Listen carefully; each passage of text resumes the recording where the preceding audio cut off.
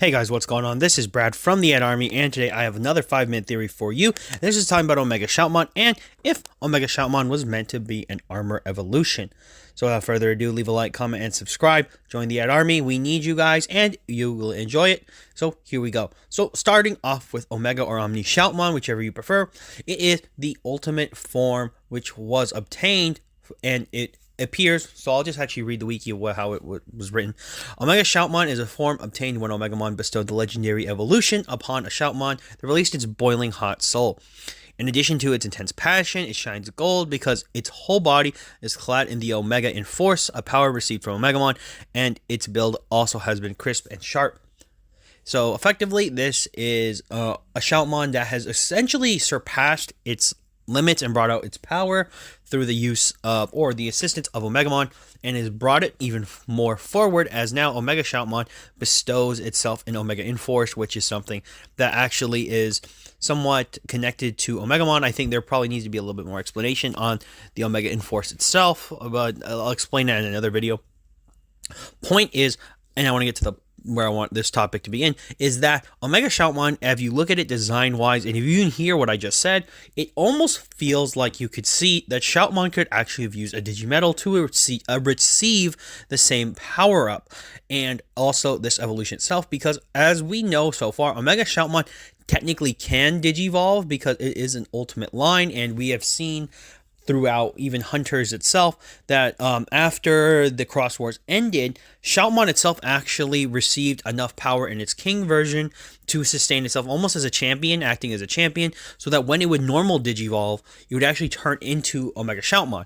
So effectively saying that this is actually a part of its line. However, there was something unique about it in the original Cross Wars focus, where Omega Shoutmon, or Shoutmon in this case, was able to just go straight to it through Super Evolution, or, you know, what they call Super Evolution, which is basically Warp Evolution, is I guess the best way to put it.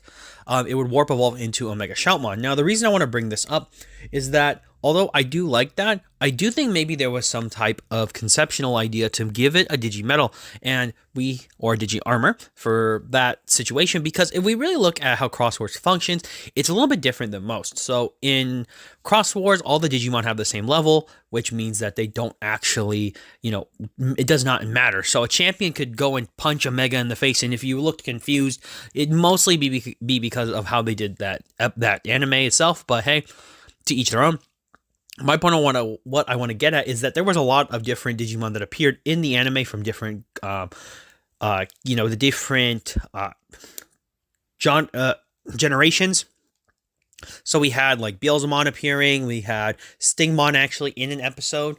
So I honestly thought maybe they wanted to go back and do some things, and with how the series was written, I do think maybe a Digimetal would have made, or a Digi Armor would have made a lot of sense, and maybe they even thought about it, because if you look at it, you could actually give a lot of arguments that maybe Shoutmon was meant to use it like Vmon, and you kind of see a lot of the similarities, because Magnamon and even something like Golden Rapidmon, they look a lot like Omega Shoutmon, or Omega Shoutmon looks a lot like them. You could still see Shoutmon underneath it. Its body's elongated, it's clad in armor, it has cool powers, and its body is just really powerful, and it never really surpassed its level to go to Mega. We never saw that in the anime, so it maybe thought the Omega Shoutmon is supposed to be its powerful form. We do have Omni Shoutmon X Antibody, or Omega Shoutmon X Antibody, so that does give us a little bit more of a layer to this, where it's kind of reminds me of something like Magnamon X, but Magnamon X and Rapidmon X are both level 6s and or Megas treated, so, you know, obviously more power, and this is still treated as like an ultimate when it goes into its X Antibody form, so, you know, there's a little bit of things there. But to also go about is, if it was meant to utilize one, I can actually see this being retconned in maybe another anime or a manga or something, where I could see someone having a Shoutmon, and then in order for it to go into Omega Shoutmon, it uses a Digi-Egg of Miracles or something like that to bring forth its power.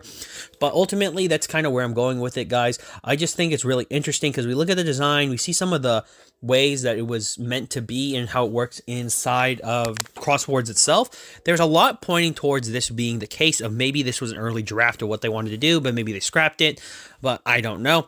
And the theory is going to end here, guys. Pretty much it's just making you guys think about it, because I'd actually really love to see that, because of how Cross Wars was designed and Digi-Crossing being the main mechanic because it wasn't standard evolution, I could definitely see armor evolution being a way in their world to explain maybe how Digimon can surpass their limits.